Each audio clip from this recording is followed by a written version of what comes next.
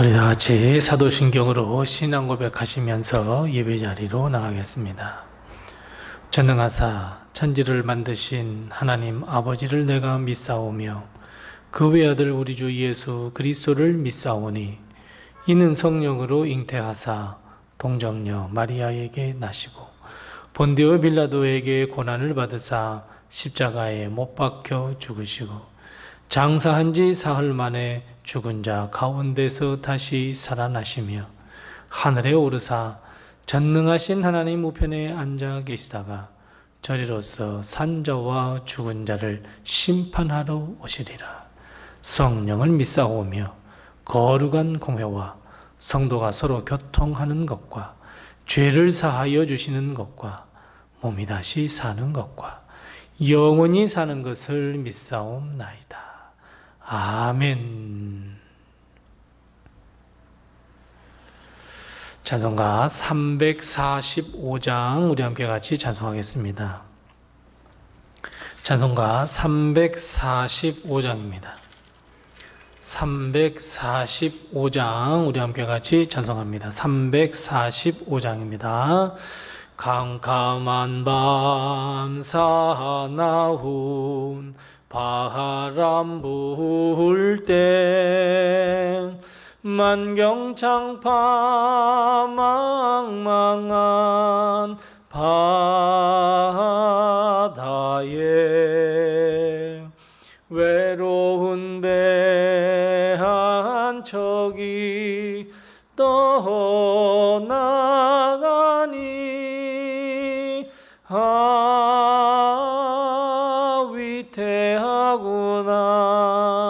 위태하구나. 비바람이 무섭게 몰아치고 그 성난물 큰 파도 일때에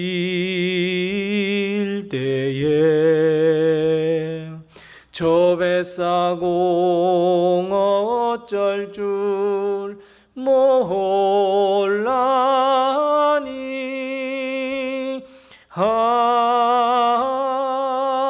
가련하구나.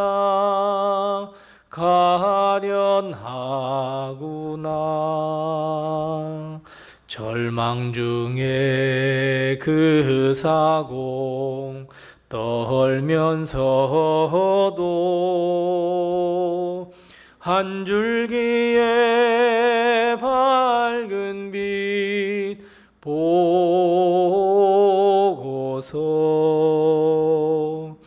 배 안에도 하나님 계심 믿고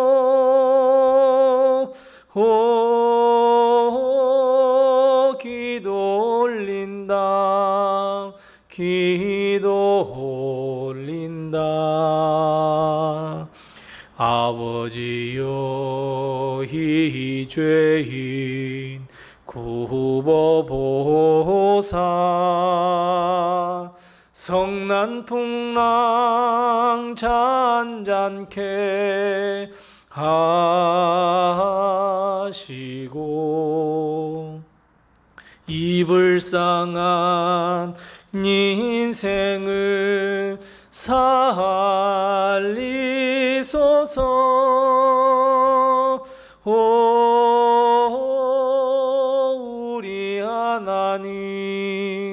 우리 하나님 모진 바람 또 험한 큰 물결이 제 아무리 성내어 덮쳐도 권능의 손 그 노를 저으시니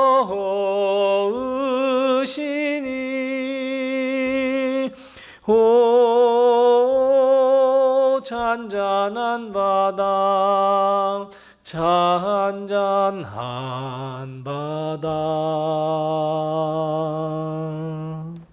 아멘. 오늘 시간 하나님께서 우리 주시는 말씀은 계속해서 신약성경 마가복음 2장 18절 말씀부터 22절 말씀입니다. 마가복음 2장 18절 말씀부터 22절 신약성경 55면에 있습니다. 마가복음 2장 18절 말씀부터 22절 말씀까지 우리 같이 한 목소리로 이 말씀을 봉독합니다. 함께 같이 봉독합니다. 요한의 제자들과 바리새인들이 금식하고 있는지라. 사람들이 예수께 와서 말하되 요한의 제자들과 바리새인의 제자들은 금식하는데 어찌하여 당신의 제자들은 금식하지 아니하나이까? 예수께서 그들에게 이르시되 혼인집 손님들이 신랑과 함께 있을 때에 금식할 수 있느냐? 신랑과 함께 있을 동안에는 금식할 수 없느니라. 그러나 신랑을 빼앗길 날이 이르리니 그날에는 금식할 것이니라. 생배 조각을 낡은 옷에 붙이는 자가 없나니 만일 그렇게 하면 기운 새 것이 낡은 그것을 당기어 헤어짐이 더하게 되느니라. 새 포도주를 낡은 가죽 부대에 넣는 자가 없나니 만일 그렇게 하면 새 포도주가 부대를 터뜨려 포도주와 부대를 버리게 되느니라. 오직 새 포도주는 새 부대에 넣느니라 하시니라. 아멘. 오늘도 하나님의 큰 축복과 은혜가 우리 교회와 성도님들의 가정 그리고 모든 자녀들에게 늘 함께 하시기 바랍니다. 이 세상에서 가장 소중하고 귀한 것은 바로 생명입니다. 왜냐하면 생명은 단 하나밖에 없고 생명과 바꿀 수 있는 것은 이 세상 어디에도 존재하지 않기 때문입니다. 그런데 우리가 하나님께 우리의 소원을 가지고 간절히 기도할 때 생명을 걸고 드리는 기도가 있습니다. 맞습니다. 바로 금식 기도입니다. 금식 기도는 단순히 먹는 것과 마시는 것을 마다하고 단절하고 하나님께 나의 간절함을 드리는 기도가 아닙니다. 금식 기도라는 것은 나의 생명을 걸고 드리는 기도이며 그만큼 강력한 기도이고 그만큼 우리는 준비하고 결단해야 드릴 수 있는 기도가 바로 금식 기도입니다.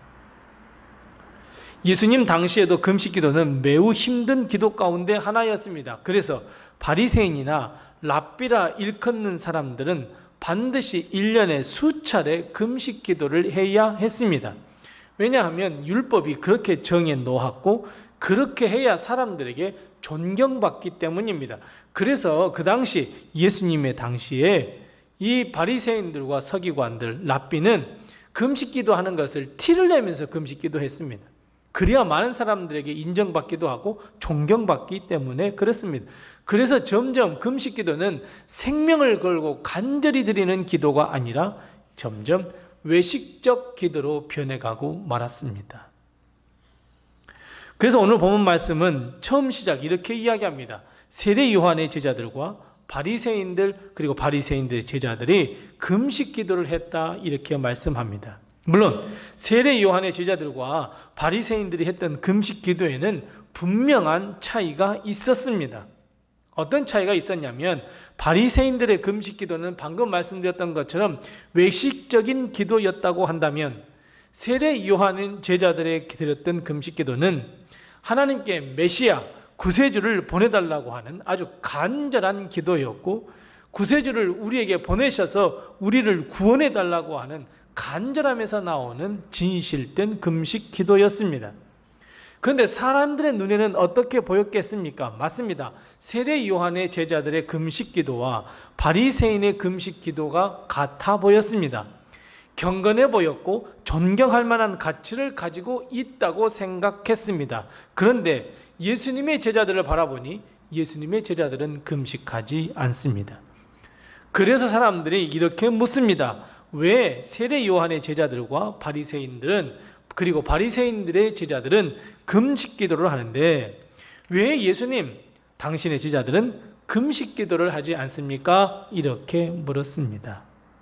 결국 이것을 보면 금식 기도라고 하는 것은 그 당시에 경건의 척도였고, 기도한 사람이 어떤 마음으로 기도하든 그것은 경건의 척도였고 믿음의 척도였음을 우리는 알 수 있습니다. 이 질문을 받은 예수님은 매우 엉뚱한 답으로 말씀하십니다. 신랑과 신부, 신랑과 손님 비유를 들어 말씀하십니다. 마태복음에서는 금식 기도를 어떻게 해야 하느냐에 초점을 맞추어서 외식적으로 하지 말고 골방에 들어가 금식하는 것이 옳다 말씀하십니다. 다른 사람이 알아차리지 못하도록 주의하여 금식 기도하라 주님께서 가르쳐 주셨습니다. 하지만 오늘 주님은 신랑과 신부, 그 혼인잔치에 참여한 하객들, 그리고 21절은 생배 조각과 낡은 옷에 관한 말씀으로, 그리고 22절 말씀에는 새 가죽 부대, 즉 우리가 잘 아시는 대로 새 포도주는 새 부대에 넣어야 하지 않겠느냐라는 말씀으로 가르쳐주고 있는 것을 우리는 발견할 수 있습니다. 결국 여러분, 마가복음에서 가르쳐주시는 이 금식 기도에는 두 가지의 의미가 있습니다. 그래서 세례 요한의 제자들의 금식 기도와 바리새인들과 바리새인의 제자들의 금식 기도를 언급하고 있습니다.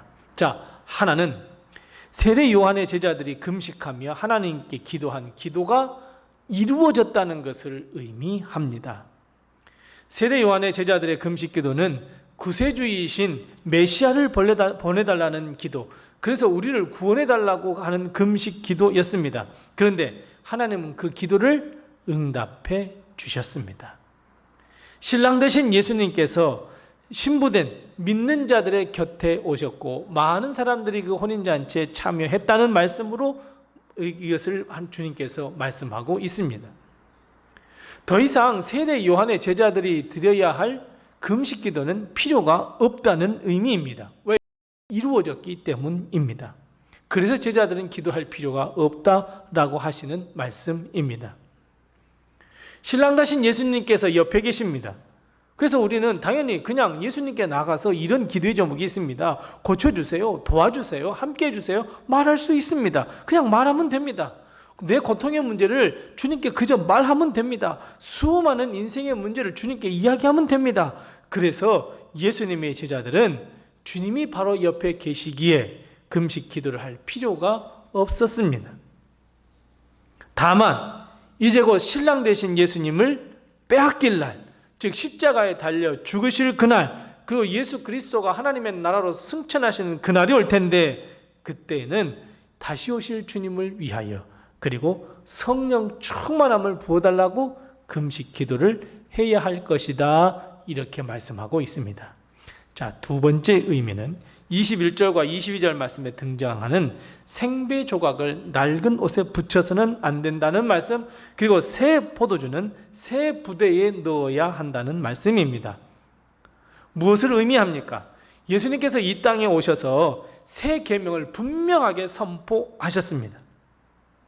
율법을 지키며 할 일을 받아야 구원을 얻는다는 그 옛 계명을 믿음으로 구원을 얻으며, 그리고 믿음의 삶을 살아야 한다, 그리고 성령님께서 함께 하신다라고 하는 구원의 패러다임을 완전히 바꾸셨습니다. 새로운 가르치심이셨고 새로운 길과 새로운 문을 보여주셨습니다.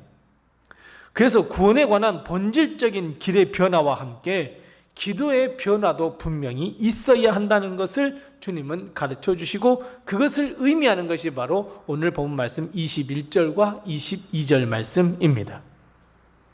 옛 계명은 율법에 따라서 기도해야 하고 금식해야 하고 율법을 지켜야 구원을 얻는다고 가르쳐 왔지만, 주님이 이 땅에 이미 오셨습니다. 믿음으로만 구원을 얻게 됩니다. 그래서 옛 길, 옛 구원의 방법은 버리고 이제 주님의 입을 통하여 선포된 말씀으로 새롭게 살아야 함을 의미하고 있습니다. 그래서 새로운 계명을 주셨기에, 새로운 말씀을 주셨기에, 어찌 보면 율법을 완성하셨기에 우리는 기도의 생각도 분명하게 바꿔야 한다라는 말씀을 바로 오늘 21절, 22절 생배 조각과 새 포도주는 새 부대에 넣어야 한다라는 말씀으로 말씀하신 것입니다. 옛 계명 율법이 가르쳤던 기도가 아니라 이제 예수 그리스도의 이름으로 구하라는 새로운 기도의 방법 보여주셨습니다. 과거에는 기도를 드리고 그것이 이루어지도록 행동을 해야 했습니다. 하지만 이 땅에 주님이 오신 뒤로는 기도의 패러다임이 완전히 바뀌었습니다. 어떻게 해요? 예수의 이름으로 믿고 구하면 응답된다고. 그래서 여러분, 우리는 옛사람을 버려야 하고 옛 구습을 버려야 합니다. 우리는 오직 예수 그리스도로 옷 입고 예수 그리스도를 믿어야 구원을 얻고 기도도 예수의 이름으로 해야 합니다. 그래서 우리는 항상 기도하고 맨 마지막에 무엇을 넣습니까? 맞습니다. 이 모든 말씀을 예수님의 이름으로 기도한다고 우리는 기도합니다. 예수님의 이름을 힘입어 응답받을 수 있고 예수 그리스도의 이름을 힘입어 우리는 하늘 복을, 땅의 복을 받을 수 있습니다. 특별히 목숨을 걸고 하는 금식 기도야말로 예수님의 이름을 힘입어 해야 합니다. 우리가 기도 응답을 받기 위해서 뭔가 기도를 해놓고 기도 응답 받기 위해서 뭔가 하나님의 마음에 합한 행동을 해야지? 여러분, 아닙니다. 이제는 믿음이 필요합니다. 예수님의 이름으로 구하는 이 우리의 모든 마음을 새롭게 해야 합니다. 믿음을 가지고 주님 앞에 나가야 합니다.